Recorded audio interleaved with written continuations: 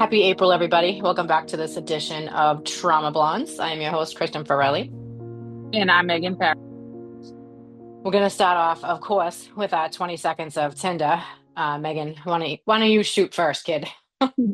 Okay, so keep it short and sweet because I really don't have any good updates.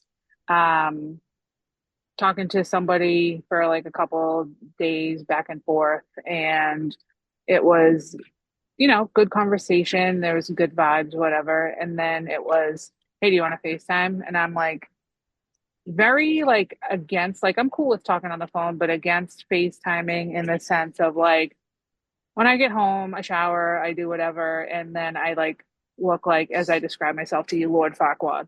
So I was like, very hesitant to doing it. But then I was like, you know what? Maybe that will take another turn. And I was like, will this is as good as it gets. So you put your best pictures, not that I'm saying like I overly use filters, but you put your best pictures on on your dating apps.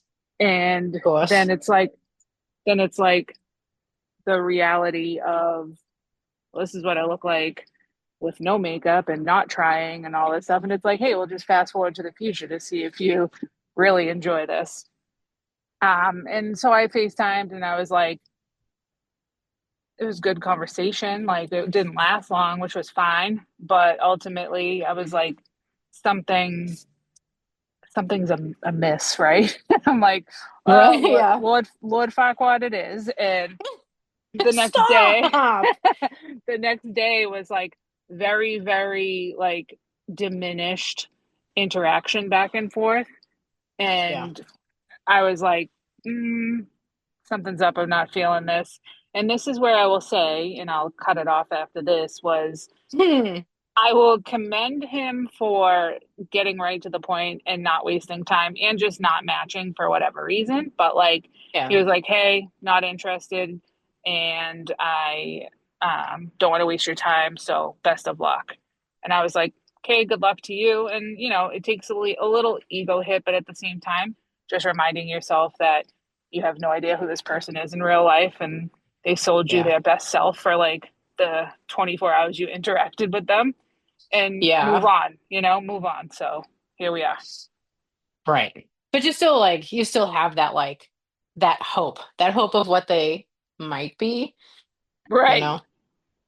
The hope of what they might be. And it's, like, oh, well, this would be good and this would be good. But then on the flip side, you have like, wow, did I really look that terrible on FaceTime that night? So, but it Oh is what my it God, is. no. Whatever. No, I Anyways, hear ya. what's your Onward and update? upward. Yeah. Oh God. So I'm kind I don't know. Sometimes I get so leery, like replying to anybody because I mean it ends up in this circle. Oh, So yeah. this kid was like, I say kid, like he was a grown ass man, but um he was jacked, like worked out for a living. You could like tell every one of his pitches was like from the gym or like he was outside. He was doing something physically demanding. So he sends me a message and says to me, "You look really good in your bikini, but your tattoo's Oh, not a yeah, there's always that but your tattoo's not original." oh, get over So yourself. now I have to know because I'm like, all right, well now I just need to dig a little bit. So I was like, I mean, I have 4,000. So could you be more specific which one you feel is not original to you? Right. So I said, which one are you referring to? I have many. And then he wrote back and he said, I bet guys tell you all the time that you're pretty, but your tattoo isn't original. So yeah, no, I get that. But then so I said, So he said sir, it twice. yeah, he said it twice. So then I had to reply because I can't keep my mouth shut. And I just said, sir, I just learned in 2 sentences why you are single. fuck all the way off. Take care. Yeah. Like, And good night. like I don't know if the goal was to compliment me and insult me. Like, gonna give you a little compliment. Don't get too high on yourself. I'm still gonna shit on you in the in the end. It's like the insult sandwich. Something great, you suck here, and something Yeah, great, and that's it. right. Whatever. So guess It what? was, yep, Till next time. I know, right? But on the upside, like out of all this, I did end up going out to lunch with Sully. Oh, good. No, it was like almost like coming home. You know how like just something is so familiar and so easy, and you just fall back into, the friendship that was whatever, 15 years ago or the last time I saw him or whatever. We laughed and talked for so long. I literally looked at my watch and I was like, "Holy shit, Sally, it's 3:30. I gotta go home. I gotta meet the kids." And it was like so good to see a friend again, like just somebody that, thank God when we used to go out that there wasn't social media like there is Right, now. right. Oh, that'd be a And lot I of feel I feel like that's how it is with anyone from Somerville. Like, yeah. unfortunately, we see people too often at like wakes and funerals and stuff at this point in our lives, even when we were younger. Hmm. But anyone you run into them wherever, and it's like you can pick up like you were in fucking biology class with them yesterday. I know, right? So it was good. That was like probably the only good thing that, has by far come out of any of those things. But I don't know, just after the comments and like you said, you talk for days and then things seem to be okay, and then it's like that, yeah, sorry, not interested. Or all of a sudden they're gone. And you're like, what the Right, fuck? right, Like I'm all set. Like I don't need to obviously overthink any more than I do now. exactly. Not a good thing for our brains. So, how about today we read some of the emails that we have gotten? Oh, I like that um, plan. yeah, we do have a couple that I think will just I think they'll kind of touch on the fact that people do listen to us and they also are in the same boat. But what some are not positive. Like some of the ones that we get that, talk about not being positive at like, well, we don't like ER nurses and ER nurses do this and you guys do that and you do this. And I try to get back to every single one of them. And one of them wrote that as a floor nurse, they get frustrated with us because they're not fully their clothes aren't fully off, or they still have their pants on, or like sometimes they still have their shirts on. But what they don't understand, is going back to what we were doing prior to that. Like this Right. past weekend, like my podmate and I mean, we share a pod. Granted, his name is on the patient, but we always, you work together with who you're with. So he has an ICU patient, I have an ICU patient. So he had two ICU patients. I had two very heavy patients that just, eek. And we sent the person to the floor with, I believe, still their clothes on because it was just something we couldn't get to. And granted, once you first get a patient in the room, my first thing is like, let's take you everything from the waist up, right? But that particular day we didn't, and they were very upset. And so the nurse that had written into us said the same thing. When you guys send a patient to the floors, they're usually a mess. They're usually fully clothed.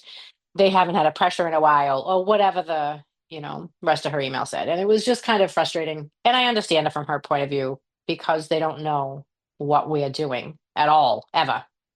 No, I 100% agree. And it's like, you know, I think we've talked about this before on the side, but like, I feel like anyone who orients at a hospital, no matter what floor you're going to, should spend a day in the emergency room just so they can Hmm. see the pure reality of what it is that we do. Yeah. And I think that, I mean, even when, like I've said it earlier, when we get the the float nurses, when we're lucky enough to have them come down, and some of them come and stay and they like enjoy like their their assignment in the emergency room, but they're able to see what goes on. But every one of them is like, I don't know how you do this. And it's like, hey, I don't know how you do your 90 med passes on one patient 4 times a day. So, you know, Yeah. give us a little grace though. Yeah, I know. It is tough. And I feel like there are a lot of floor nurses that are like, I already, and I have to say though, Most of the floor nurses that I've given report to that are like, yeah, dude, I already read. We're good. Anything you need to tell me, they're men. The men floor nurse, yeah, the Oh, male I floor nurses are the ones that are more understanding towards what we're doing. we have one in the hospital, and I think you know who I'm talking about, worked on a specific unit that he wouldn't even call to get report. He would show up with a wheelchair to Oh, pick up his yes, yes, patient yes. and Yep. say to you, "Hey, anything else besides what's in the chat that I need to know?" And it's like, you're a Yeah. godsend.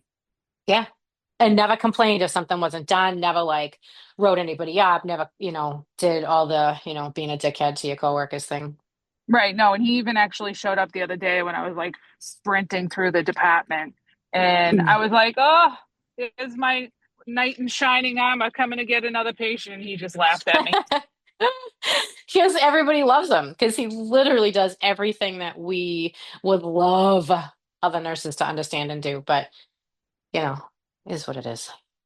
I think though on a how do we even approach every time that I have said, how does ER and the floor get along, or how does ER and the ICU get along? It's always the, well, they butt heads, and well, they they're rams. And I don't know if it's just something that the managers of the floor allow, because I know in the ER, we're not allowed to talk to people, we're not allowed, I shouldn't say people, not allowed to talk to the other nurses badly. Like if we don't give report, we just send a patient, like we're not allowed to do that. That's not, and our manager promotes getting along with other units, but also doesn't put up with the I've tried calling 6 times and you're in the middle of a med pass. I get it, but I have to put a patient in that room. I need to give you this patient. And, I think it's a lot of push and pull, but in the end, I could not be a floor nurse, just like you said the same thing. Giving one patient 25 medications, but then you have 4 patients. And so that's, I mean, what, 100 medications you're giving, say? Nope. You are a angel on earth to be able to balance all that and do it. I don't know how they do it. Yeah, no, I 100% agree. The specialty nursing, there's specialties for everyone. Just like I could never be a hospice nurse. I'd be on fucking constant suicide watch. Oh, And I know. there's just special people. But to go back to your whole like, how do we bridge the gap and get along with the floors? I feel like it's just a day to day slash week to week thing. I feel like sometimes it's like, wow, we could be getting somewhere because you have like a stretch of like good people you're handing off to. But then just when you like unclench your butt cheeks a little bit, it's like the next one you get slammed with, like, what is the skin condition? When's the last time they went to the bathroom? How do they do this? And it's like, I don't know. I was worried about restarting their hat, and now I'm giving them to you. You can figure the rest out. Yeah, exactly. And then, on our end, we couldn't do, and they do like head to toes, like head to toes. Like they know, like if there's a dot on their ear. Like we would never know that because we're too busy focusing on that one particular thing. So floor nurses definitely, they have like high five for me. But again, like please try to understand like what we're doing too. I don't think Right. I think it's just gonna be like a love-hate relationship for the duration of nursing. No, I agree. And But especially where we have like just more check boxes to fill, and there's always something new that has to be done now that falls upon nursing. And it's like, I was saying at work the other day that unfortunately, nursing and healthcare in general is becoming a business and really not bedside care anymore, but check boxes and what we can charge for what we're documenting. exactly. Yeah, it's a little it is definitely different their reviewers of systems as compared to ours. Yeah, so I don't know. Again, like you said, like all we can do is ask for a little slack and know that we're not sitting downstairs or wherever we are in terms of where the floors are located playing cards. We're literally trying to find the first time in 8 hours or 10 hours to go to the bathroom and stuffing our faces with food before like senior leadership walks through. Right. Yep. It's it's kind of scary. So let's go to one of our first emails second, we already did the first one. So let's see. So it says, "Hey ladies, thank you for reading my email. I'm a pediatric nurse in Ohio on a pretty big pediatric floor. I don't want to tell you what kind, though, if that's okay." Let me get down to, we don't see a lot of violence. However, on this particular day we did. We had a patient that came in, was a victim of child abuse. The parents were the victims of domestic violence. There were fights and brawls and all the things at the house. The child was removed. The baby had pretty significant damage to them, and the father showed up to the unit without any uh, notice. Somehow got on and then began fighting. Then there was trying to punch a nurse. Then he tried to take the child. Security was present and were able to subdue him and take him out. So for her, my God, I'm so that's an sorry awful that you thing to dealt with have. that. Yeah, it's awful, like from all accounts. Right. It's sad that that's the world that we live in, where we see babies being abused and, the families coming in and they're actually bringing the children in themselves, thinking that we're not going to understand that this is child abuse. A child does not get burned, from the waist down from a bathtub where they have bubbles Right. and boils and have to be, med flighted out. That's not a thing. Or Nope. like, a dog bite so bad on their throat. Like, well, how though? Why was this baby close enough? And I know dogs can snap and, whatever, but what we've seen for child abuse is awful and will live with us in our brains for the rest of our lives. So this poor girl had to deal with that. And I'm so sorry that you had to deal with that. Yeah, and dealing with child abuse alone, right? It's one of the most gut-wrenching things and makes you so like uneasy. But then on top of it, she said that she almost got punched. So it's like violence towards her while she's already trying to protect her patient. And we got an email actually at work the other day encouraging us to reach out to our state legislature because there's a law that they're trying to pass finally about increasing the severity of the crimes against healthcare workers. And it said in Massachusetts alone, every 36 minutes, a nurse or healthcare worker is like abused, like attacked or whatnot by a patient. So just think enough hospitals in 36 minutes. That's Massachusetts, terrible. every 36 minutes, somebody in Massachusetts. Like, how is that okay? And why is this Yeah. the world that we've come to? Yep. So in a 12-hour shift, roughly 24 people have been assaulted. And that Correct. And doesn't include verbally, that's physically abused or physically yeah, assaulted, I mean. yeah. And it's like, even thinking of it like yesterday at work, like we've come to accept so much too. Like, we all know, like, the grandmas and grandpas, the old elderly patients, they got some strength. And like, one of them was in just yesterday and wasn't even getting settled and punched a nurse in the boob. And it's like, oh yeah, he just did this, blah, blah, blah. And it's like, but we shouldn't accept it, regardless of who it is. Like, we can't, you keep putting up with this. Right. It's not fair. I mean, and it should be the same thing. Like if you hit a cop, if you hit a firefighter, if you hit EMS, if you hit a nurse, if you hit a tech, anybody that is in the business of helping others, it should instantly be a felony. And there's no three-strike rule. Like you went after somebody who dedicates their career to helping people. Right. Like, and it's like, when comes the time that we get hazard pay on the regular? Because there was all this push for hazard pay when COVID first happened, but healthcare is one of the most, like, it's increasing in like it's one of the more dangerous fields to work in now. But it's just like, yep, that's what you chose, so we'll deal with it. Yeah. Yep.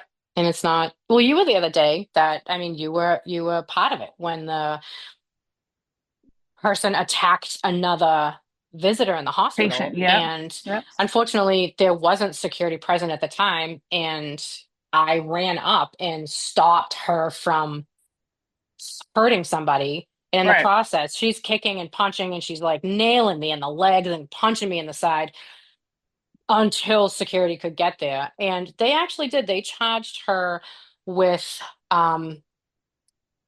they charged her with assault and battery, and then it was shod foot because she had her shoes on. But then it Yep. also, when it went to court, they charged her with assault and battery on a healthcare worker. So she did get three charges. And I think it was like assault and battery with intent. I don't remember exactly what it was. I never had to go because they ended up just charging her. And then there was never a reason that I had to go to court because they had my statement, they had my report from work, so they had all the things. But I mean, that was just one incident that you and I were involved in, you know. Right. And it goes to the point where like half of the people that this is happening to are scared to even report it. And luckily, or like they feel that their leadership is not going to back them up when it comes to pressing charges. So luckily, you were not hesitant to do anything at all. You're like, nope, this is what I want to do. I want to press charges. She knew exactly what she was doing. This is Hmm. bullshit. We're not putting up with it. So kudos to you. And I can only stress to everybody that's listening, like if it happens, like don't think twice. This is the only way Yep. that change is going to be implemented, and you have to hold these people accountable.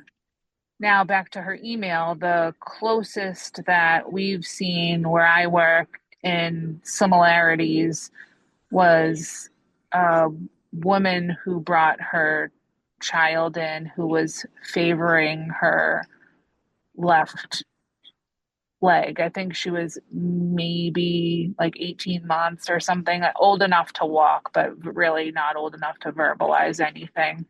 So mom brought her in, and it wasn't until things finally came out. It was a very weird family dynamic. Mom was living with baby in a shelter. Allegedly, the baby was with the father and the father's mother for a couple of days. And when the baby returned to mom, that's when mom noticed it and allegedly came right back in. But there was more than meets the eye, as they would say on Transformers. And Right. they, DCF came, and it was a nice time to see DCF responding as promptly as they did. Yeah. The baby had a femur fracture Oh, and God. a couple other healing things, and they decided to.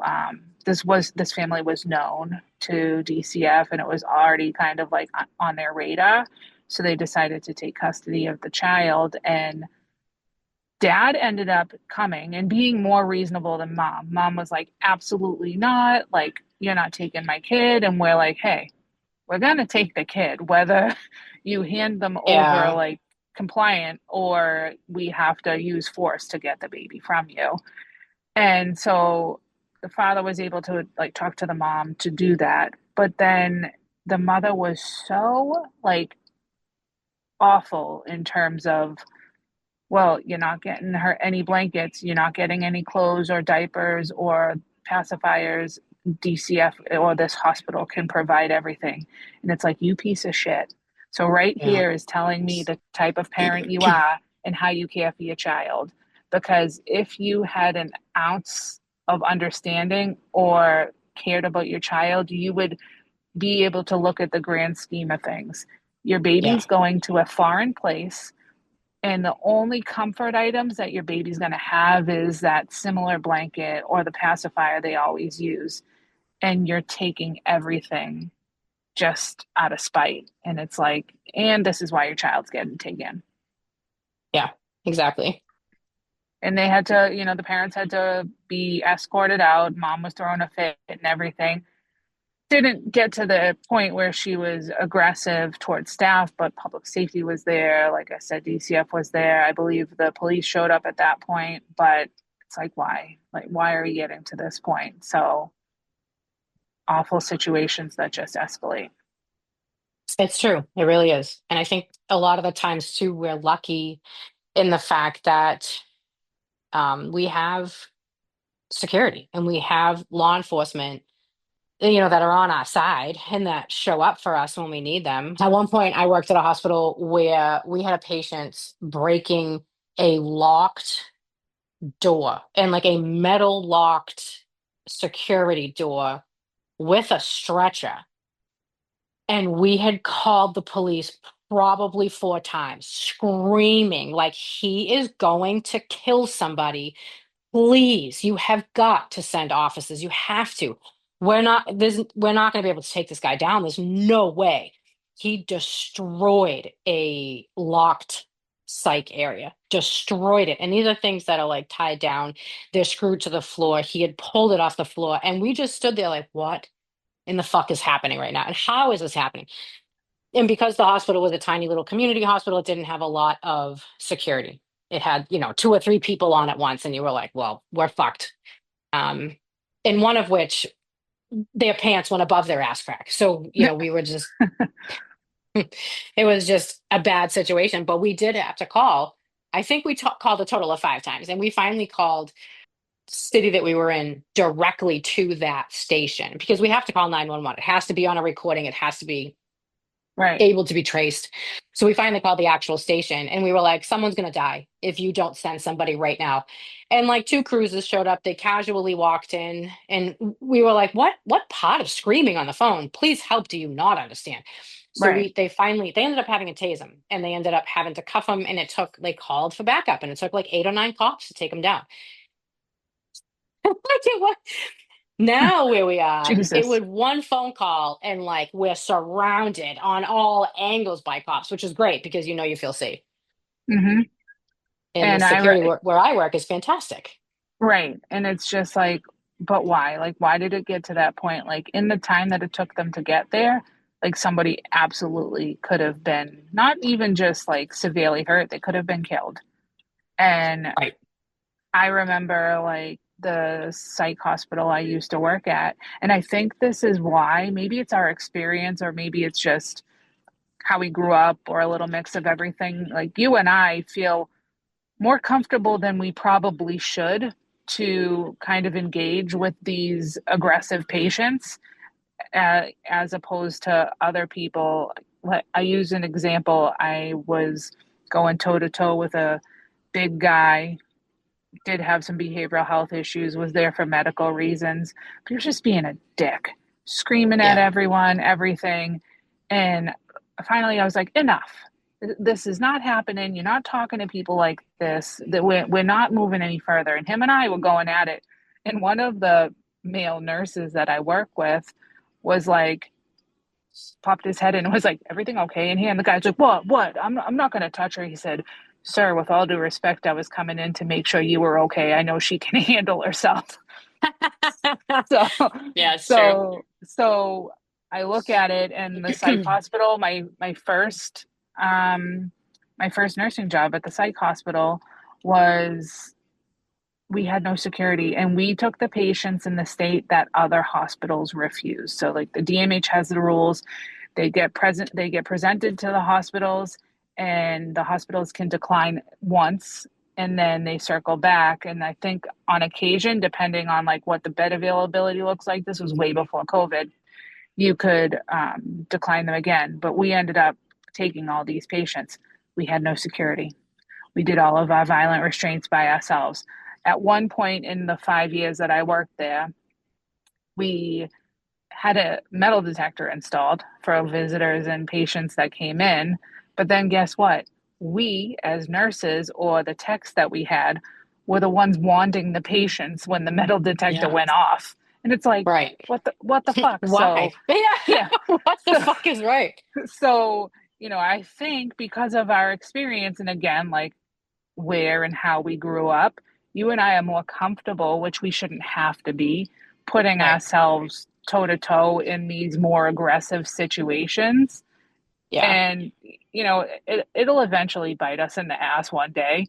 But, Oh, but again, it's like, what about all these little baby nurses coming that naturally would hover in a corner because it yeah. would be expected? Right. And one of the things I watch that nurses do all the time that fucking drives me nuts. There's a psych patient or a patient that's agitated or anything, like even if they're just a pissed off patient, right? They're not psyched on any of the things, they're just aggravated. They walk in the room, they walk Oh, in the room, and then they just corner themselves. And I'm like, I guys, know. how are you gonna fucking get out? How are you gonna get Yeah. out? And you're standing like with your foot cocked, you're not paying attention. Like, at least do me a favor. put yourself in a center of gravity pose, because if you don't, you get knocked over and you get the fucking shit kicked out of you, and no one's gonna know because we can't fucking see it because you put yourself in a corner. It drives me Right. out of my mind. And maybe Yeah. that's my background training and that's fine, but like we had one of the kids I work with, I love him so much. He hates my guts because somebody will call and be like, somebody's giving Christian a hard time. He's like, "What the?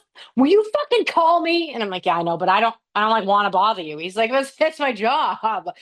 And he had come down and like this lady was, and she wasn't. I mean, she was probably like an app tear away from my nose. Her nose to my nose, like it was like a Ronda Rousey ready to go fight. I was like, this is where I die, right? So I mean, I'm standing the way I need to be standing. My hands are not attached to anything. I don't have a stethoscope around my neck. My hands are up because I know what's happening. I know what's coming. It just is what it is. He comes around the corner and he's like, "What the fuck is going on?" And she's yelling at me, "I'll fucking beat your ass," blah, blah, all the things, right? So I'm like, "All right, I need you to go back to your room. I need you to go back to your room. I need you to go back to your room." Like I could have said it 65 times. It didn't, it wasn't making it from my mouth to her brain cells. So Right. finally I put my hands up like closer to her, which was again an ass hair away from me. I said, "I'm going to ask you one more time to back up. And then I'm going to assist you in backing up. But I need you to understand that this is for my protection and for yours because I don't feel comfortable." And I couldn't back up. She came in through the nurse's station. And the other nurse that was there got really scared and she was the one that ended up like calling security and like, overheaded them and everything. And when he came around the corner, he like pulled me by the back of my shirt and was like, "Get out of the way." And like got in front of me and was like, "That's it. This isn't happening. You can't treat people like that, whatever." And what happened after that is neither here nor there. But he, gave me such a hard time. He's like, he always busts my balls. "I get it. I know you're a Somerville girl." He's like, "But you don't have to defend yourself, buddy. We got you. Don't worry." So you're right. It is that instinct where like I'll have to defend myself, but I didn't have to that day, thank God. Right. But yeah, so that's going to lead me into the next email. And also to the girl on the pediatric floor, truly, I hope you do have security like we do, that you're able to feel safe knowing that they're there. Right. And take, like you said, you don't see it often enough. So take some time to, like, in the emergency room, we go through, the required de-escalation, workplace violence, whatever you want to call it, training. So they remind us how we should stand, that we shouldn't allow anything between us and the door to be able to get out in a quick way or quick timing. But utilize this as kind of a dry run for yourselves and your floor, and bring it up to your leadership and say, "Hey, I know that this doesn't happen much, but what's our plan? Like, what can we like go through some things on what we would do if this situation happened again and were to escalate?" Just so they always say practice makes perfect, and if you practice it enough it becomes habit. So just so you can set yourself up for success, because unfortunately, like we've been saying all along, it's not if something happens, it's when. So Right. just protect yourselves. Yeah, 100%. So let me remember how remember how I made that TikTok that I was a badge bunny the other day? Or like Yep. it might have not been the other day, it might have been 6 weeks ago for all I remember. But so we were talking about this and well, there's two things. So we're badge bunnies, like I get it, and I think that it goes both ways. Like the cops and the firefighters and the military, they come in and they're scrub daddies. They see us and they're like, "Oh, look at those scrubs. What can she do for me?"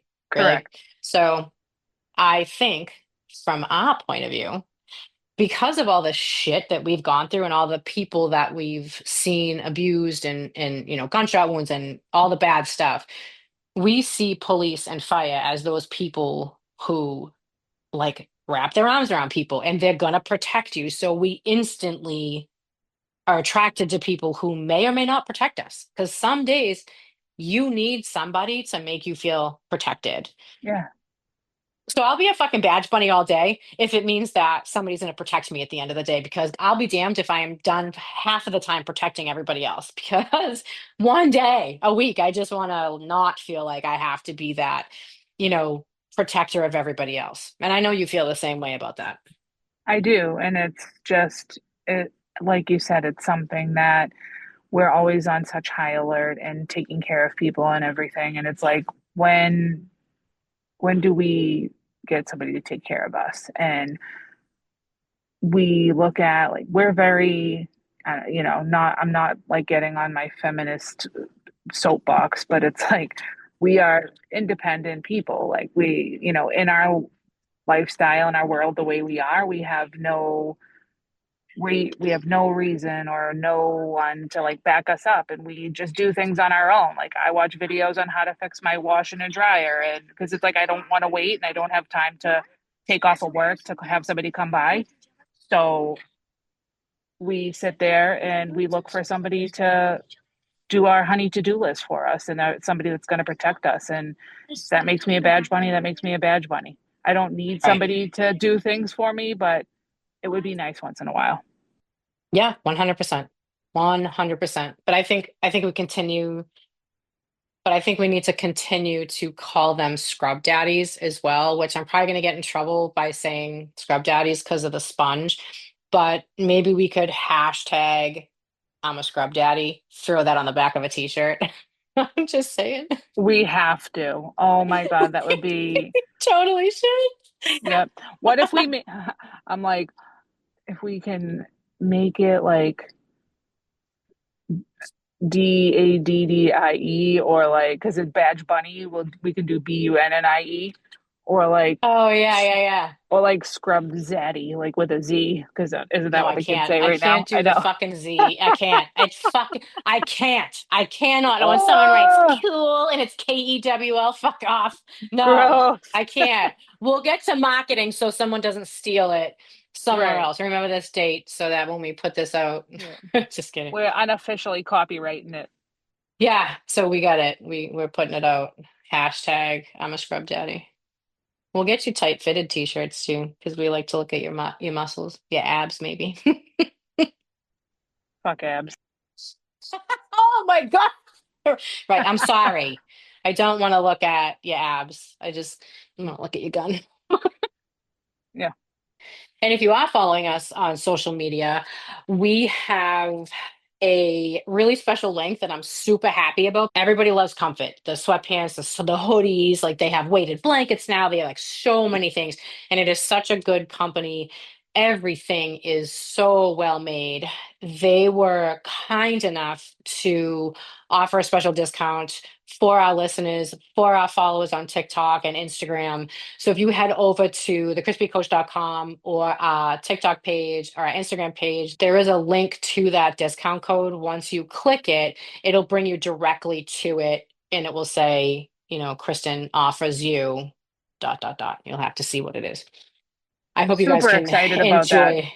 Oh my God, I just got it. Like I just got it the other day. I have not taken it off, so I'm gonna go back on and order some more. It's the most comfortable thing I have ever worn in my life. I could sleep in it, My except I sleep hot, yeah, so the less the better. my kids wear it. Yeah, my kids wear it, and luckily, um, my oldest is getting to be the same height as me. Actually, she's probably a little bit taller at this point. So we're in a hoodie war right now. It's like she steals mine, I steal hers, and I got a hold of her comfort hoodie, and let me tell you, it was a hard battle to give that thing back up. So I'm excited to be able to go on and order everyone a little bit. Yeah, absolutely. And that's gonna stay for quite some time. So I hope you can think about Christmas or think about birthday presents coming up, and you're getting a good discount. And I think their shipping's fairly good, and a lot of their prices are good anyway. They're just good things.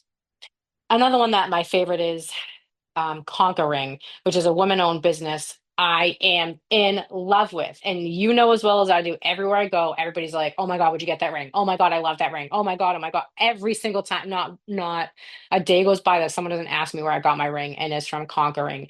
And they are just amazing. They're stainless steel and they're interchangeable and the sizes are great. They do run a little bit big, so just to keep that in mind, but they also were kind enough to give me a coupon code as well. So if you go onto the crispycoach.com under affiliates, there is a bunch of links that we have there that have been so good to us, giving us these discounts for all you listeners. So please head over to the crispycoach.com under affiliates and just check them all out. You won't regret it.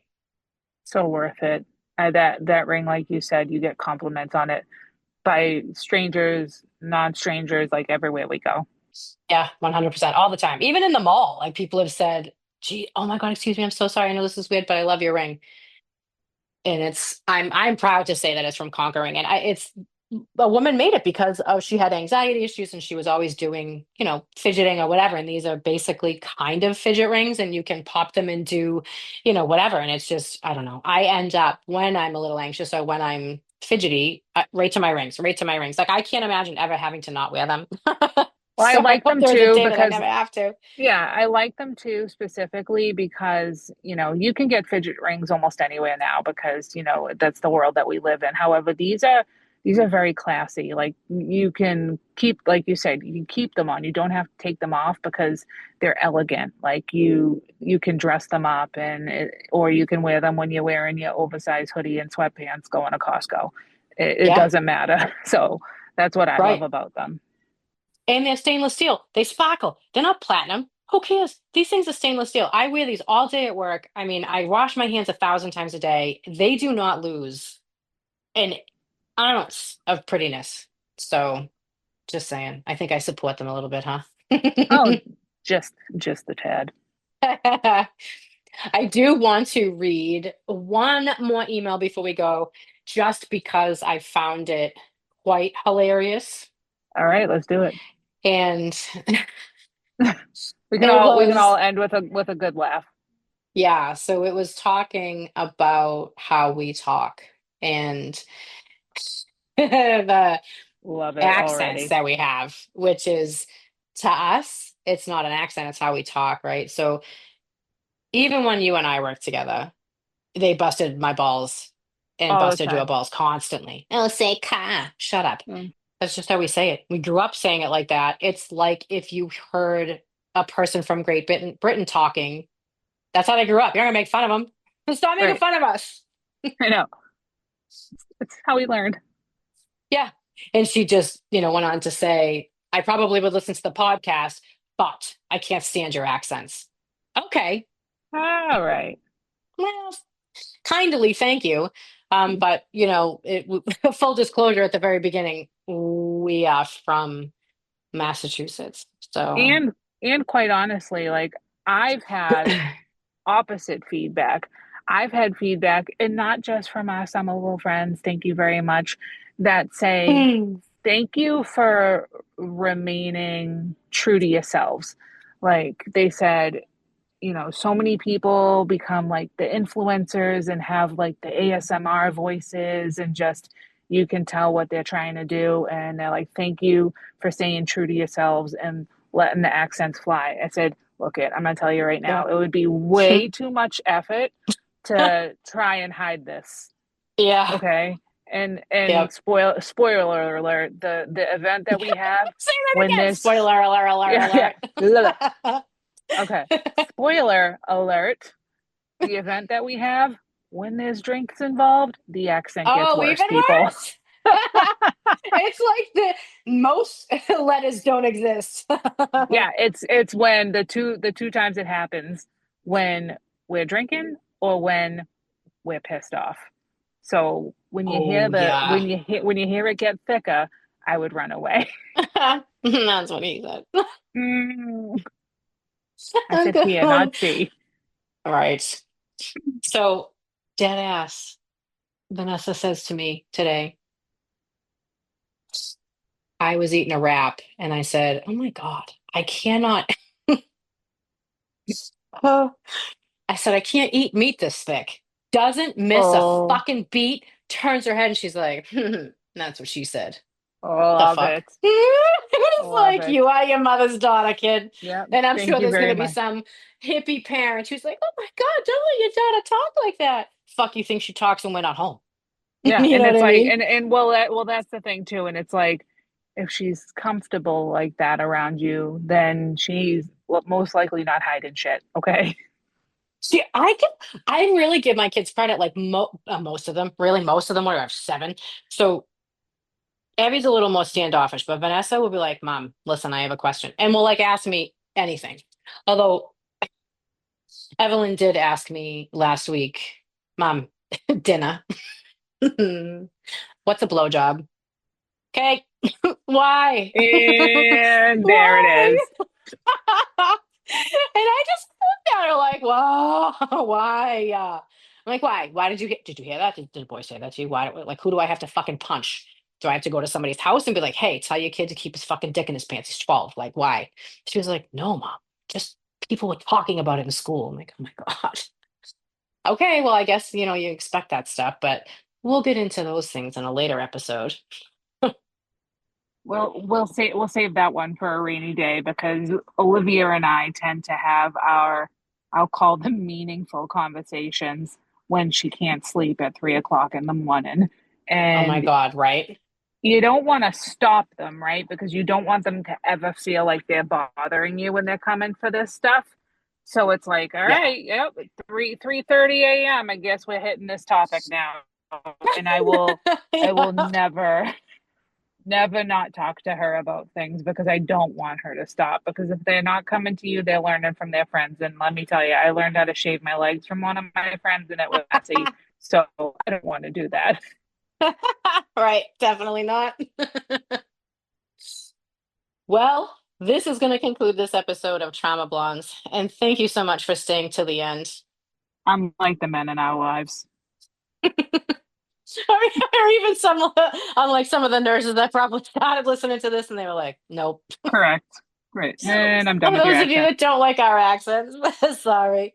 We're going to try to up our game a little bit with these episodes, bringing them to you a little bit more frequently, having some more guests on. We do have 3 or 4 people lined up. So the next episode is definitely going to have somebody I think you would be very interested in, but we'll keep that a secret until next episode. I do want to wish Buddy Carson, who was on a couple episodes ago, he has officially started the police department. So congratulations, Buddy. I hope you stay safe and Yes, stay just as level-headed as you are now.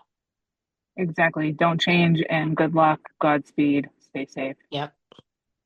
And also thank you to the police and fire for always coming in and giving us something to look at. Amen to that. Scrub daddies unite.